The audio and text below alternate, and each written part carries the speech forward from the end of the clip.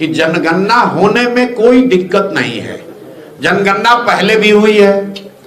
आप लोग भूल गए हैं कि पिछला जो देश में सेंसस हुआ उसमें भी जातियों की गणना की गई है, उसको रिलीज नहीं किया गया क्योंकि जो जातियों की गणना की गई तो सरकार को जब आंकड़े मिले तो आंकड़े इतने डिस्टॉर्टेड थे, मतलब वो बिलीवेबल नहीं थे, विश्वसनीय नहीं थे। उसी चीज को सुधार करके अगर फिर से एक बार सेंसस कराना चाहती है सरकार जातिगत आधार पर तो करा ले। जानकारी समाज के बारे में, समाज के विभिन्न वर्गों के बारे में जितनी ज्यादा जानकारी सरकार या नीति बनाने वालों के पास रहेगी उतना ही अच्छा है। लेकिन सिर्फ जानकारी इकट्ठा हो जाने से समाज नहीं सुधरता है। दलितों की गिनती, मुसलमानों की गिनती तो आजादी के बाद से हो रही है।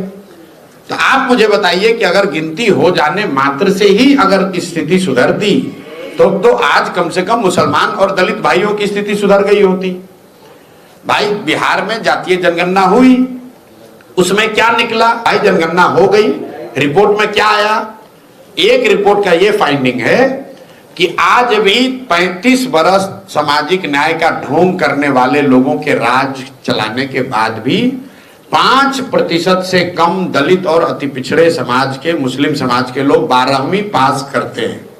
आप मुझे बताइए कि उसी जनगणना के आधार पर नीतीश कुमार ने 24 नवंबर 2023 को यह कहा कि 94 लाख जो गरीब परिवार इस जातीय सर्वे में पाए गए उनको 2-2 लाख रुपए की सहायता राशि दी जाएगी।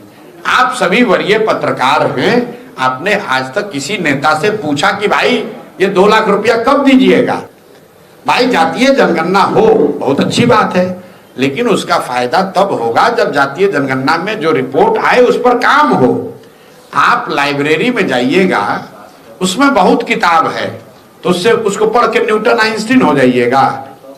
जब तक उस किताब को पढ़िएगा नहीं, जब तक उसको समझिएगा नहीं, तब तक किताब को देखने से क्या हो जाएगा? लाइब्रेरी में हम जाएंगे तो हम विद्वान हो जाएंगे। लाइब्रेरी में जाकर हमें पढ़ना पड़ेगा, उसकी समझ बनानी पड़ेगी।